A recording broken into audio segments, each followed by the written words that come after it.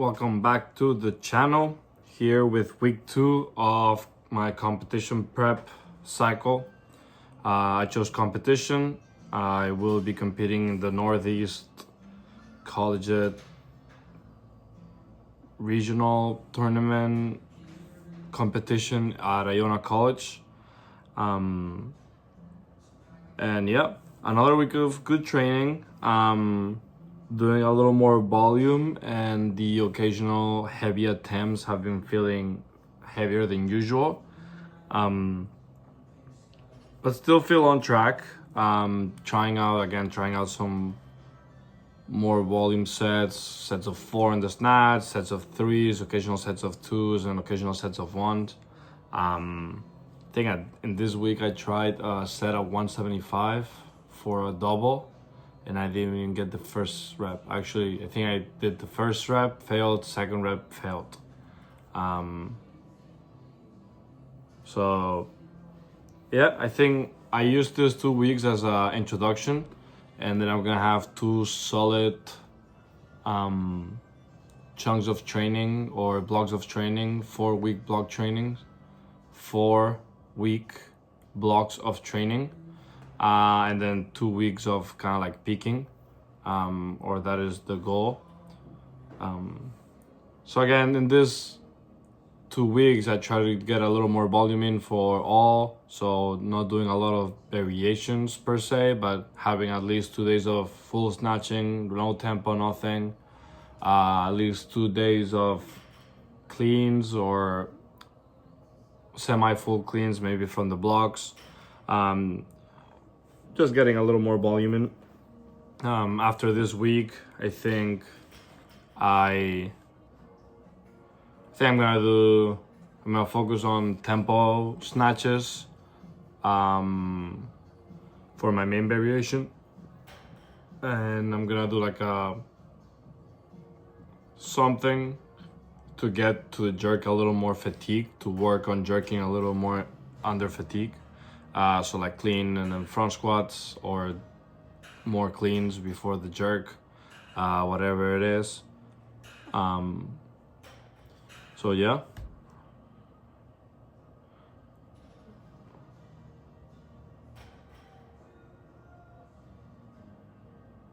See, I'm trying out sets of 4. I think I'm doing 135 for 4 here, pounds.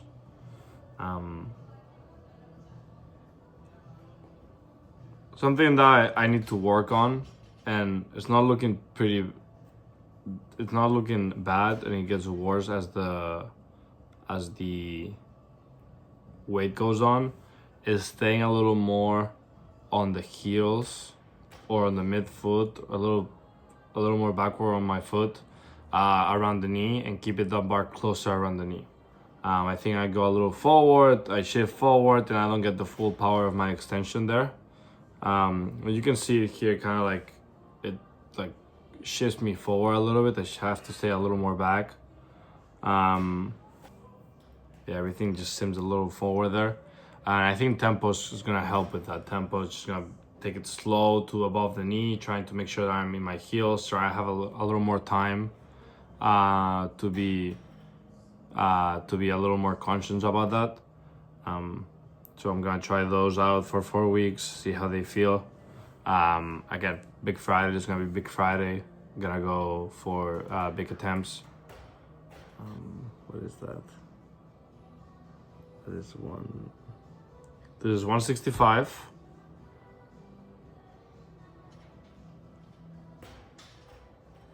For 1. Pretty good. Let's see, a little forward. I go on my toes a lot. I've been doing a lot of pause squats, and they really felt the pulls, honestly. I think I have found a lot of transfer there. Yeah, I suggest people to give it a try. I do it a lot with my athletes. Yeah, so I like the call. I like the terminology that Zach Telander uses, like a rest pause. So not only you just pause, you kind of like sink deeper and deeper, as long as you can maintain a good position on the back. just trying to get a little more range of motion, trying to send your knees forward. It's really good mobility training as well. I found that doing those doesn't leave you as sore, fatigued, and kind of like destroyed as normal squats. And yeah, I think I'm gonna keep them somehow in the program. Maybe change it to like pause front squats. I still haven't decided yet. But I do need to start doing a couple more front squats, especially heavy front squats again, because that gives me a lot of confidence when it comes to the clean. And being 10 weeks out or 8 to 10 weeks out of competition, I think I really need to start doing that again.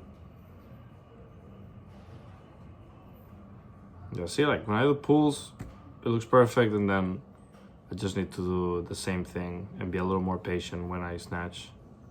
Because if I can get myself in a position where at contact, I'm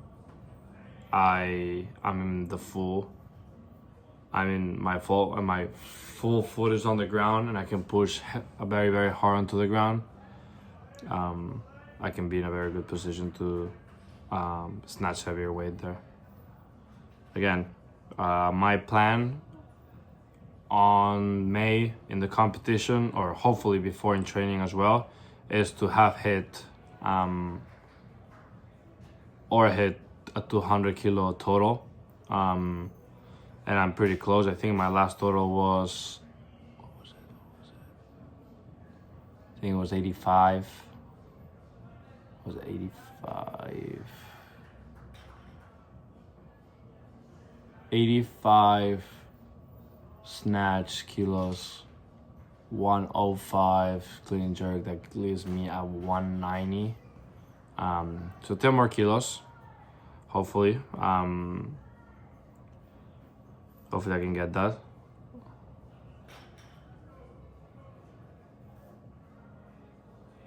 Didn't really quite feel the best, so pause snatches here. I'm doing them at like what, 125? Is that 120 or? I think it's 120. And those really made me feel really good, as in really confident, really good technique. I'm staying in my heels. It's looking very vertical.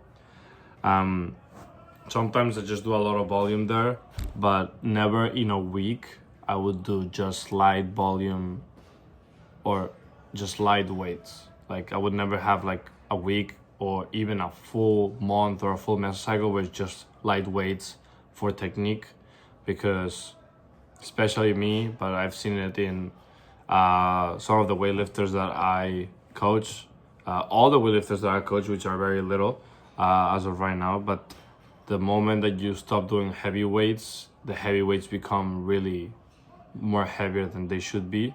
It's just the fact that, you know, snatching, clean and jerking heavy weights is technique by itself. It's like squat too. Like squats, you might be able to go a little longer without squatting heavy weights, but technical wise, same thing.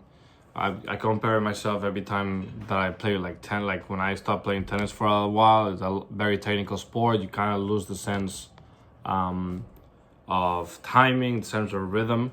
It kind of happens the same in the clean and jerk or the snatch. So I never go, let alone a week, but let alone a month without touching heavy weights. That's why I always like to include like break Fridays or days where it's just all about lifting heavy weights, because that is the sport. And that is the technique that we're trying to achieve. And again, it's not about lifting or PRing every day, even if you don't feel good. It's about just touching heavy weights. And I found for myself, for example, if I touch 85% to 87% of my 1 rep max consistently, and that feels better, I'm likely getting stronger. And some people have lower standards than that. Maybe some people work with 80%, some people work with 90%, but you just have to know yourself and find that threshold where, you know, even if it's a bad day for yourself, you hit that 85% and you move on, because you know that gets you stronger. Again, trying out different combinations with more volume. I think that was a 4+1, so floor cleans plus a jerk. and this is the second week only, and fourth just felt so much better, meaning I whipped myself back into shape. The first week was not horrendous, but it was really sore and I was really fatigued. Second week felt so much better. Now I am in that shape again, so I like to kind of like whip myself into shape with more volume the first 2 weeks before entering my full prep, full competition prep cycle. Again, I'm also on my way to 89 kilos.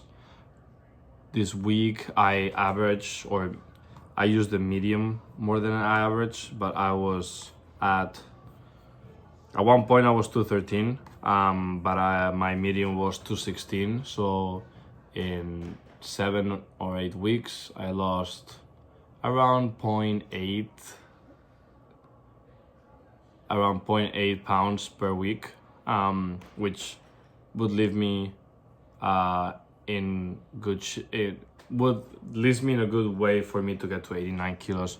I think I just need to go back to 205. If I'm at 205, from there, the last week I can easily lose 10 pounds of water. So that's the plan. I mean, last time I tried to go down in body weight, it didn't work. So I'm happy that that this time it worked, and that this time is working, and this time my expectations were a little different. And I think that's what I want to get out of this video, mainly. I want to talk about the power of expectation, the power of or the fact that that whatever you're doing, you will never surpass your expectations. Like if you expect to get weaker, if you expect to get less energetic, this and that will happen. Again, you can put examples, you can put studies, but if you look at a lot of studies that measure loss of muscle, what you find is that if you go to a study, very technically they say fat-free mass, but that could be any type of stuff. It could be water, that could be like any type of body weight that is not body fat can be lost, but that doesn't mean muscle. In some studies, especially like in some studies, they found that that you actually the people in the study didn't lose as much strength or no strength at all. And if you don't lose strength, that is essentially telling you that one, is very likely that you didn't lose muscle, but two, is it's essentially, especially in a sport like weightlifting, that is what you are after. You're after strength. So it doesn't matter if you lose a little bit of body weight or a little bit of body fat or a little bit of body, like of muscle mass. If you're still as strong going down in weight, that is a really good sign that you one should be going down in body weight at that point in your career, and two, that you can be doing whatever you're doing right now in order to go down to the category that you want to get. I think you start I've never been that lean, but I think from what I've heard, you start losing a lot of strength and a lot of energy if you go sub 10% body fat. If you start cutting to those very, very shredded body fat percentages, I think that's where you start feeling a little sluggish. But for right now, I've lost almost a pound every week for the last 8 weeks, and I feel I'm getting stronger. Again, I feel I'm doing more reps at a certain weight that I was doing before. Again, I'm not doing a lot of intensity just yet. But again, doing sets of 145 for 4 in the snatch, doing 4 sets or doing 4+1s in clean and jerk with 190, 200 pounds. Those are things that I've never tried and I were able to do this week while cutting. So the main thing that I want to get across is that you can do stuff. Just don't expect anything. Like cut, train, and then see how you're feeling week to week. Don't cut expecting to get weaker and all of this stuff, because that will happen. If you start negative, you will end up negative, or at least you will end up not surpassing that negativity. So like maybe you expect to get weaker, and you maybe not start like it, but you will essentially get to a point where something might happen and you're gonna just think that you are getting weaker and you're gonna start stressing out. So just no expectations, just have goals, go day by day, see how you feel. If you have a hard workout, maybe try to fuel yourself a little more before that workout, pre-workout, and then just cut calories from the back end of the day a little bit. That's how I play. I hate being full. I hate being empty stomach through my workouts. So I eat a lot before the workouts, and then I eat less throughout the day for that reason. So just find the strategy that works for you. Find the rate of weight loss that works for you, and then just keep training and don't be afraid of pushing weights.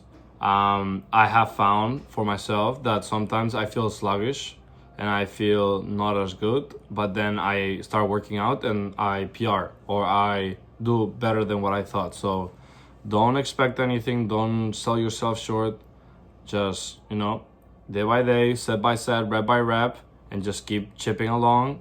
And then if it doesn't feel good, you start missing more than what you wanted, then you move on. But if you don't, just keep going up until the weights that you have that day, the weights that you want to hit that day, or the weights that you can hit that day. Some pause split squats here, or some pause split jerks here, with 190. Again, I think I hit 4 or 5 sets at 190 pause with 2 sets of warm up. That felt really good to me. Again, I had 45 minutes to work out. So again, I don't like the people that it's a PR without a PR 45-minute workout. I don't like to say that things, but the fact that I just worked up to 190 with 1 set of, and then felt this good. Yeah, I was pretty impressed with myself there. Again, I feel stronger, I'm cutting. So even if you find some data that says that you lose muscle mass or strength, just know that there's cases like myself right now, for now, and I will tell you if in the future I start getting weaker, that I'm cutting and I'm still able to do a lot of the things that I want to do. I'm getting stronger. Granted that I'm not the leanest. I will maybe try in the future to get as lean to see how it feels and tell you guys. But right now I'm at 16% body fat, maybe 15, or maybe even more, maybe 17, and I'm cutting down, chipping down in weight, and I still feel good. I still feel strong. Still training hard 4 to 5 days a week, sprinting, doing swimming, doing all the things that I like, and feel great. So again, I know it's a case, I know it's a personal experience, it doesn't weigh as much as a meta-analysis, but again, if you look at all the different levels of data, you might find that if you read it, you might find that you might read that fat-free mass is going down, and you might assume that's muscle, but it might not be muscle. And then look at levels of strength. What I tell my athletes is 3 things, right? I say if your body weight is going down, your strength is going up, and you feel good in the mirror, you're probably getting better body composition. Again, if your body weight is going down, your strength is going down, that might mean that your muscle mass is going down, because again, that is the contractile element of your body, muscle. So if you're losing strength, you might might be losing muscle, or you might be training for something different or even wrong. But like, yeah, set a 4 at 145. Again, just things that I've never done, I'm doing, and I'm doing it while I'm cutting and while I'm losing weight. So don't get discouraged. If you lose weight, especially if you are at a higher body fats, it is possible that you won't lose strength and that you might not lose muscle mass. I think this was the day that I tried 175 for 2 and I failed miserably. Like, I tried, the first one was an epic fail, and you know, when I do doubles, sometimes I just ignore the first one and then just go straight into the second one, and it was even worse.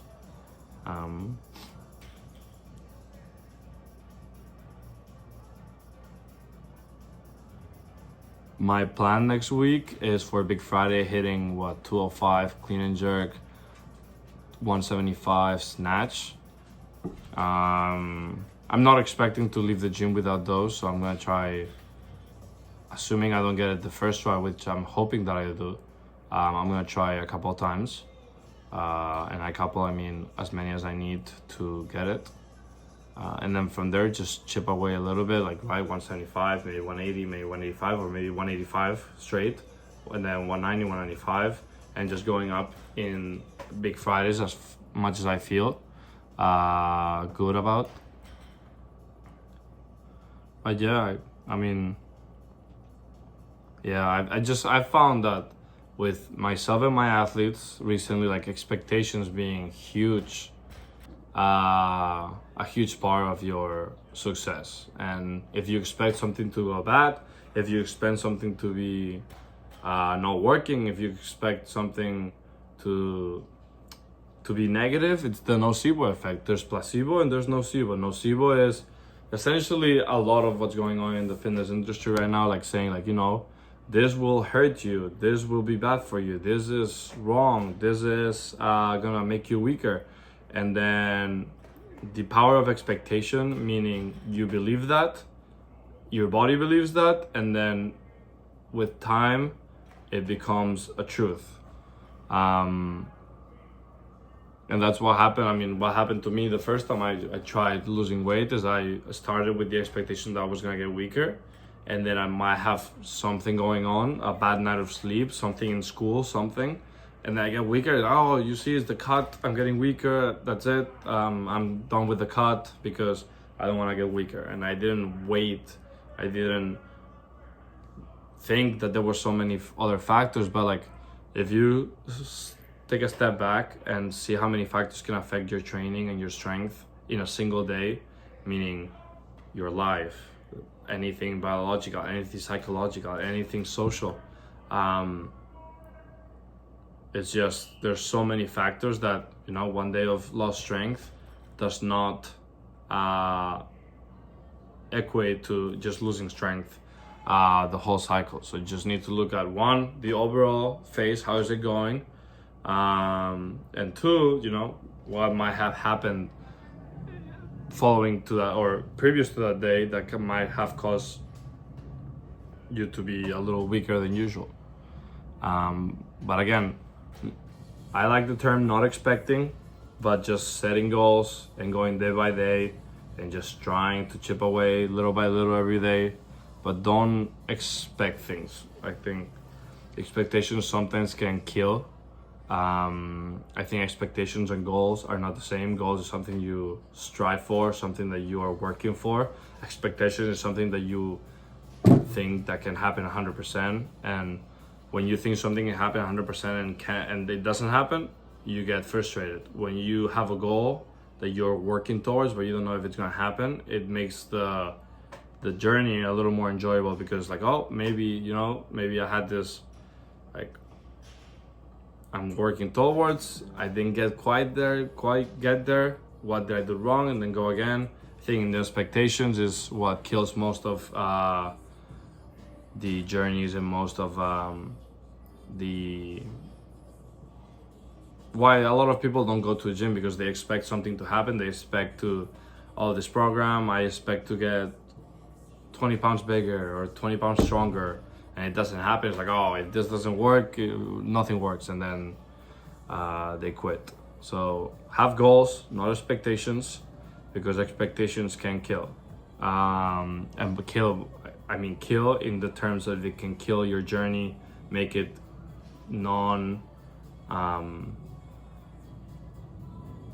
make it not as enjoyable as it could be.